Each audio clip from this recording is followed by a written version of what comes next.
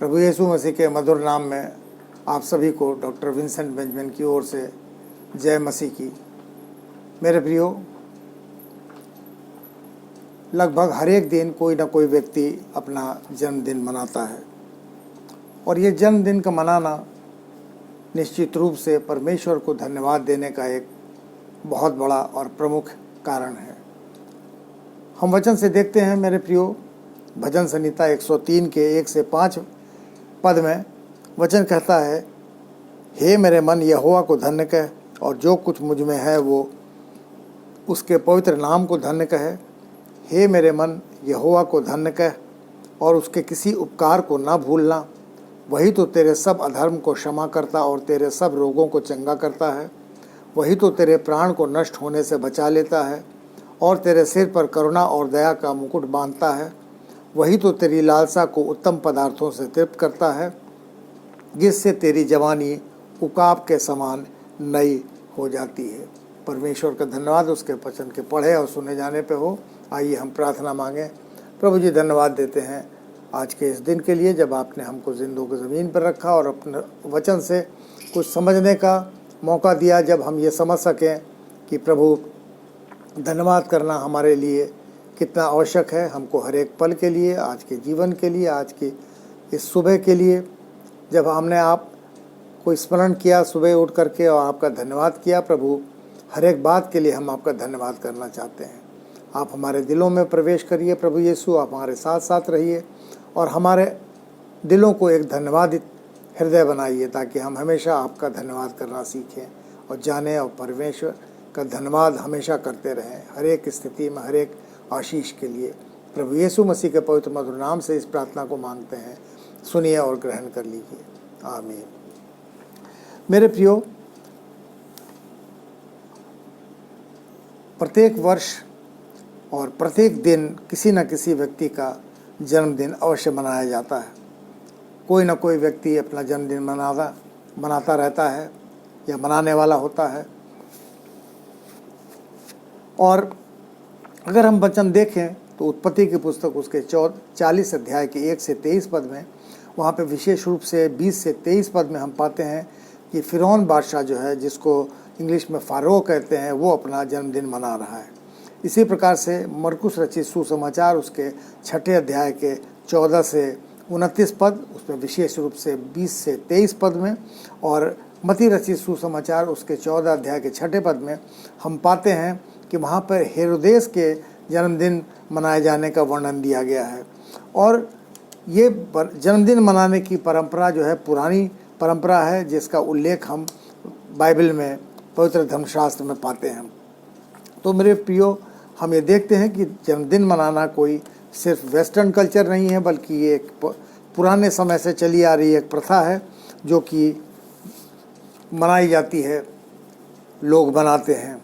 और उस आयोजन को जो जन्मदिन के उपलक्ष्य में हम करते हैं, तो मोस्टली हम वहाँ पे पार्टी करते हैं और खाना पीना होता है, डांस वगैरह होता है, लेकिन हम वहाँ पर परमेश्वर का धन्यवाद करना भूल जाते हैं।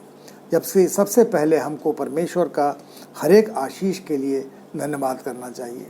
हमारा जीवन जो है वो एक नोटबुक की तरह से है। जैसे किताब के पन्ने होते हैं, तो उसका पहला और आखिरी पेज जो है वो परमेश्वर ने अपने द्वारा लिखा होता है। यानी पहला पेज जन्म का पेज और आखिरी पेज यानी हमारी मृत्यु का पेज, वो पहले से लिखे हुए हैं जो परमेश्वर ने लिख रखे हैं। और बाकी बीच के पन्ने वे मनुष्य अपने आप उसको लिखता है, और वो डे बाय डे यानी प्रतिदिन की अपनी जो ज़िंदगी होती है उसको उसके द्वारा लिखा जाना होता है। वो अपनी अच्छी बुरी घटनाओं को, यादों को, और वो जो कुछ भी उसके साथ होता है उन यादों को उसमें लिखता जाता है।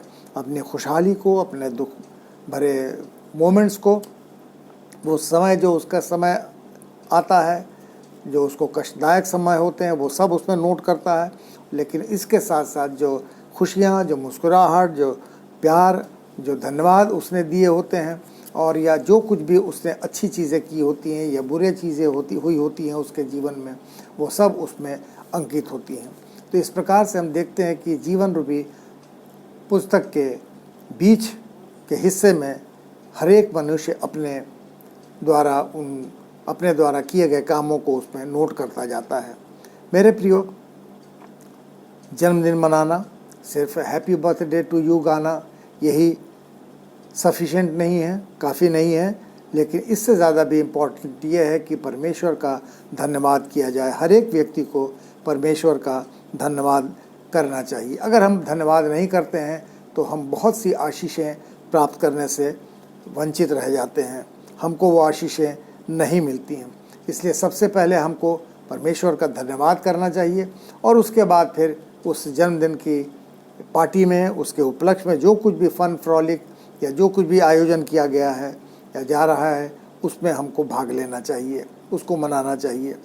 जैसा कि अभी हमने सुना भजन संहिता 103 के 1 से 5 पद में, और वहाँ पर संक्षेप में मैं बताऊँ तो यही लिखा है कि हे मेरे मन, यहोवा को धन्य कह, उसके किसी उपकार को ना भूलना, वही हम सबको चंगा करता है, क्षमा करता है, हमारे जीवन को, प्राण को नाश होने से बचा लेता है और हमारे ऊपर करुणा और दया करता है। तो प्रभु का धन्यवाद करना सबसे पहले और आवश्यक है, क्योंकि ऐसा वचन हमको बार बार कहता है भजन संहिता उसके 7वें अध्याय के 1 से 5 पद में। और वहाँ पे वचन में इस प्रकार से लिखा है कि हे सारी पृथ्वी के लोगों, यहोवा का जय जयकार करो, आनंद से यहोवा की आराधना करो, जय जयकार के साथ उसके सम्मुख आओ, निश्चय जानो कि यहोवा ही परमेश्वर है, उसी ने हमको बनाया है और हम उसी के हैं, हम उसकी प्रजा और चराई की भेड़ें हैं। उसके फाटकों से धन्यवाद और आंगनों में स्तुति करते हुए प्रवेश करो, उसका धन्यवाद करो और उसके नाम को धन्य कहो, क्योंकि यहोवा भला है, उसकी करुणा सदा के लिए है, उसकी सच्चाई पीढ़ी से पीढ़ी तक बनी रहती है। तो परमेश्वर ने हम सबों को बेशुमार बरकतें दी हैं, आशीषें दी हैं, और बहुत सी चीज़ें हमको जो सेहत में मिली हैं, उनके लिए हमको परमेश्वर का धन्यवाद करना बहुत ही ज़रूरी है। जैसे ये मुफ्त की हमको हवा, हमको मालूम है कि पिछले दिनों में जब कोविड हुआ था तो ऑक्सीजन के सिलेंडर्स खरीदने पड़ते थे, और वो कितने, एक सिलेंडर 25-25 हज़ार रुपये तक का बिक रहा था। लेकिन ये कभी हमने सोचा है कि ज़िंदगी भर में हमने कितनी ऑक्सीजन इनहेल की है, ली है अंदर अपने सांस में, जो हमको फ्री में, सेहतमंद में मिली है। तो मेरे प्रियो, इसी तरीके से ये रोशनी, ये चाँद, सूरज, सितारे, हमारी ये सांसें, प्राकृतिक रूप से मिलने वाला पानी, यानी झील, नदी, पहाड़, झरनों आदि से जो हमको मिलता है पानी, ये सब फ्री में हमको मिला हुआ है। इसी प्रकार से ये प्राकृतिक सौंदर्य जो हमको सब फ्री में देखने को मिलता है, तो क्या इसके लिए हमको परमेश्वर का धन्यवाद नहीं करना चाहिए? तो क्या हम परमेश्वर के आभारी हैं, धन्यवादित हैं अपनी उन दुआओं के लिए जो हमने परमेश्वर से मांगी, और परमेश्वर ने सुना और उन दुआओं का, प्रार्थनाओं का जवाब दिया। जबकि आज भी बहुत से लोग प्रार्थनाएं कर रहे हैं और आज भी उन प्रार्थनाओं के उत्तर की उम्मीद में रुके हुए हैं। क्या उस सड़क पर जिस पे हम चलते हैं, घर से निकलते हैं, सुरक्षित चले जाते हैं अपने जहां मंजिल तक पहुंचना है, और फिर वहां से वापस अपने घर तक चले आते हैं? जबकि हम न्यूज़ में पढ़ते हैं कि बहुत से लोग सड़क पे रोड एक्सीडेंट्स के शिकार हो जाते हैं। तो क्या हमको परमेश्वर का धन्यवाद नहीं करना चाहिए? मेरे प्रियो, क्या हम जिस चर्च में जाते हैं और जहाँ पे हमको बहुत सी आशीषें मिली हैं, तो क्या हमको परमेश्वर का धन्यवाद या आभार नहीं करना चाहिए? जबकि बहुत से लोग वहीं चर्च में जाते हैं और आज भी वो आशीषित होने के लिए प्रतीक्षा कर रहे हैं कि उनको भी आशीषें मिले। क्या हमको अस्पताल में जिस हम बेड पे भर्ती होते हैं बीमारी की अवस्था में, और वहाँ से हम चंगे होकर के घर वापस लौट आते हैं, लेकिन उसी बेड पे जब बहुत से लोग जाते हैं और चंगाई को प्राप्त नहीं करते और अपने घर को ज़िंदा वापस नहीं आ पाते, तो क्या हमको परमेश्वर का धन्यवाद या उसका आभार प्रकट नहीं करना चाहिए?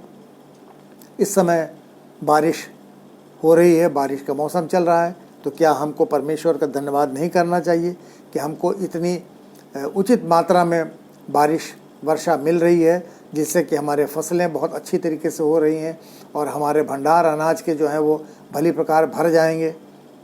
जबकि वही बारिश इतनी ज़्यादा कई स्थानों पर होती हैं कि सारी फसलें चौपट हो जाती हैं और बाढ़ आ जाती है और गांव के गांव और शहर के शहर उस बाढ़ की चपेट में आकर के कितना लोगों को नुकसान पहुंचा देते हैं। क्या परमेश्वर का हमको आभार प्रकट नहीं करना चाहिए? क्या उसका धन्यवाद नहीं करना चाहिए? अपने उस नौकरी के लिए जो परमेश्वर ने हमको दी है, उस क्वालिफ़िकेशन के चलते हमारे पास जो योग्यता है, जबकि उसी क्वालिफ़िकेशन के रहते हुए बहुत से लोग आज भी बिना किसी नौकरी के हैं और आज भी वो नौकरी की तलाश में लगे हुए हैं। तो मेरे प्यारो, हम हमेशा परमेश्वर के आभारी रहें और हमारे पास जो कुछ भी हमको प्राप्त हुआ है, ये हमारे दिल में ये पूरी तरीके से हमको मान लेना चाहिए, सुनिश्चित करना चाहिए कि ये जो कुछ भी हमारे पास है वो हमारी शक्ति, हमारे सामर्थ्य या हमारी योग्यता के बल पे, क्वालिफ़िकेशन, शैक्षणिक योग्यता के बल पे हमको प्राप्त नहीं हुआ है, बल्कि ये परमेश्वर का अनुग्रह है जिसने कि हमको ये सारी चीज़ें दी हैं। परमेश्वर हमको हमेशा अच्छी चीज़ें देता है और इसके लिए परमेश्वर का हर एक अवस्था में, हर एक उससे प्राप्त अच्छी गिफ्ट के लिए, उपहार के लिए हमको परमेश्वर का धन्यवाद करना है। जैसा कि 2 कुरिन्थियंस उसके 9वें अध्याय के 15 पद में वचन कहता है, परमेश्वर को उसके उस दान के लिए जो वर्णन से बाहर है धन्यवाद दें। तो हमारी ये ड्यूटी बनती है कि हम परमेश्वर का धन्यवाद करें और हमारे मुंह से, जैसा कि वचन ने कहा कि हमेशा सिर्फ धन्यवाद ही निकलना चाहिए। इफिसियों की पुस्तक उसके 5वें अध्याय के 4 पद में वचन कहता है, वरना धन्यवाद ही सुना जाए। तो सिर्फ धन्यवाद ही हमारे मुंह से परमेश्वर के लिए, उसकी स्तुति, महिमा, भलाई के लिए और बलिदान के स्वरूप उसके सामने निकलने वाला शब्द होना चाहिए, क्योंकि परमेश्वर को सिर्फ धन्यवाद का बलिदान चढ़ाने के लिए ही वचन के द्वारा भी बताया गया है। भजन संहिता उसके 50 अध्याय के 14 पद में वचन कहता है कि परमेश्वर को धन्यवाद ही का बलिदान चढ़ा और परम प्रधान के लिए अपनी मन्नतें पूरी कर। तो हमको जो बेशुमार गिफ्ट्स मिले हैं, जो हमको उपहार स्वरूप बहुत सी चीज़ें जो हमको आशीष के रूप में मिली हैं, तो निश्चित रूप से ये हमारा दायित्व बनता है कि हमको परमेश्वर का धन्यवाद करना चाहिए। क्योंकि दाऊद भी कहता है, अगर पहला इतिहास उसके 29 अध्याय के 12 से 13 पद में पढ़ें तो वहाँ पर लिखता है कि धन, पद, महिमा, सामर्थ, पराक्रम, शक्ति सब कुछ ईश्वर देता है, इसलिए हमें परमेश्वर का धन्यवाद करना है। तो ये जो कुछ भी हमको धन और पद और महिमा और सामर्थ, पराक्रम, शक्ति, ये जो कुछ भी हमको पद वगैरह हासिल होता है, ये सब परमेश्वर की ओर से दी हुए ब्लेसिंग्स हैं, उसके उपहार हैं और इसके लिए हमको परमेश्वर का धन्यवाद करना आवश्यक है। प्रभु यीशु मसीह भी पिता का धन्यवाद करते हैं, तो निश्चित रूप से हमको भी धन्यवाद करना चाहिए। जहाँ पे हम देखते हैं, अगर मत्ती रचित सुसमाचार उसके 11 अध्याय के 25 पद को पढ़ें तो वहाँ पे हम पाते हैं कि प्रभु यीशु भी पिता का धन्यवाद करते हैं। तो मेरे प्रियो, अगर हम परमेश्वर का धन्यवाद नहीं करते तो निश्चित रूप से इसके लिए हम दंड के भागीदार बन जाते हैं, हम दंडित किए जाएंगे। जैसा कि रोमियो की पुस्तक उसके पहले अध्याय के 18 से 23 पद को अगर हम पढ़ें तो उसका सार कुछ इस प्रकार से है कि परमेश्वर का क्रोध ऐसे लोगों पर प्रकट होता है जो धन्यवाद नहीं करते। तो परमेश्वर का धन्यवाद करना हर एक अवस्था में अत्यंत आवश्यक है। एक अंग्रेज़ी की कहावत है, I had no shoes and I grumbled when I looked down he had no feet. यानी मेरे पास जूते नहीं थे और मैं कुड़कुड़ा रहा था, परमेश्वर के सामने उलाहना दे रहा था कि मेरे पास जूते नहीं हैं। जब लेकिन मेरी नज़र नीचे पड़ी दूसरे व्यक्ति के पैर पे तो देखा कि मैंने उसके तो पैर ही नहीं हैं। तो सोचिए, परमेश्वर का हमको धन्यवाद करना यह आवश्यक नहीं है कि कम से कम हमारे हाथ और पैर तो सलामत हैं, जबकि बहुत से लोग इस दुनिया में ऐसे हैं जिनके पैर ही नहीं हैं और हम सिर्फ जूते के लिए कुड़कुड़ा रहे हैं। तो परमेश्वर का धन्यवाद करना हर एक अवस्था में अत्यंत आवश्यक है मेरे प्रियो, और वो धन्यवाद बहुत ज़ोर ज़ोर से करना चाहिए, धीरे धीरे बुदबुदा करके नहीं, बल्कि ज़ोर से परमेश्वर का धन्यवाद बोलना अत्यावश्यक है। भजन संहिता उसके 26 अध्याय के 7वें पद में वचन कहता है, ताकि तेरा धन्यवाद ऊंचे शब्द से करूं और तेरे सब आश्चर्य कर्मों का वर्णन करूं। तो परमेश्वर का धन्यवाद ऊंचे शब्द से हमको करने के लिए वचन हमको बताता है।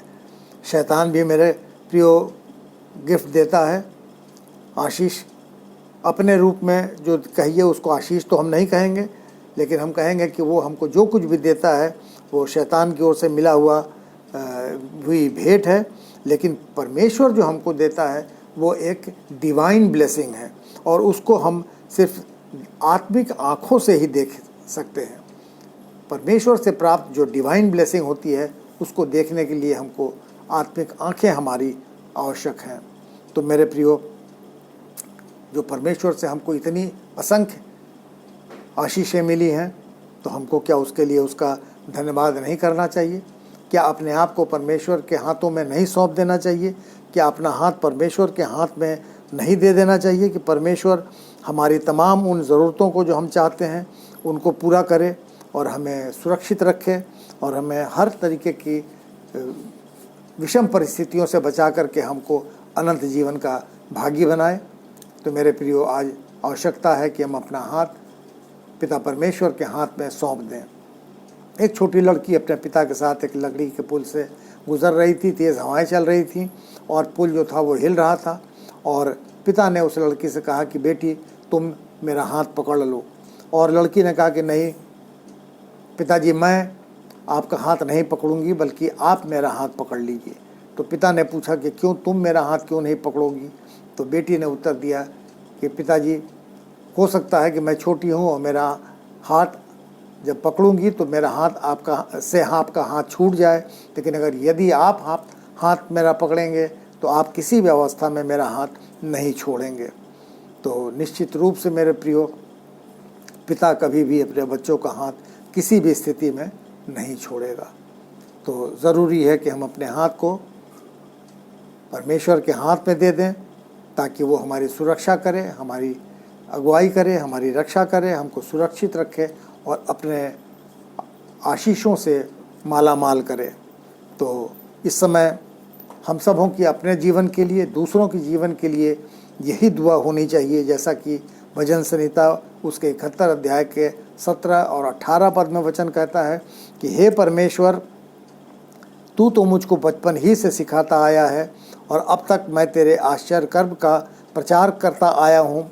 इसलिए हे परमेश्वर, जब मैं बूढ़ा हो जाऊँ और मेरे बाल पक जाएं, तब भी तू मुझे ना छोड़, जब तक मैं आने वाली पीढ़ी के लोगों को तेरा बाहुबल और सब उत्पन्न होने वालों को तेरा पराक्रम सुनाऊं। तो मेरे प्रियो, आज आवश्यकता है कि जब अगर हम अपना जन्मदिन मना रहे हैं या कोई भी खुशी का कारण है हमारे जीवन में उसको सेलिब्रेट करने का, तो सबसे पहले हम परमेश्वर का धन्यवाद करें। और ज़रूरी है कि हर एक बात के लिए हम परमेश्वर का धन्यवाद करें, ताकि वचन के अनुसार परमेश्वर हमको और ज़्यादा से ज़्यादा आशीष दे। तो वचन के अनुसार मेरे प्रियो, जिन्होंने इस वचन को सुना है और ये पढ़ा गया, तो वचन के अनुसार ही आप सबों को आशीष भी मिले। जैसा कि गिनती की पुस्तक उसके 6 अध्याय के 24 और 25 पद में आशीष वचन लिखे गए हैं कि यहोवा तुझे आशीष दे और तेरी रक्षा करे, यहोवा तुझ पर अपने मुख का प्रकाश चमकाए और तुझ पर अनुग्रह करे। परमेश्वर आप लोगों को, सबों को जो इस संदेश को सुन रहे हैं, बहुतायत की आशीष दे। आमीन, आमीन, आमीन। जय मसीह।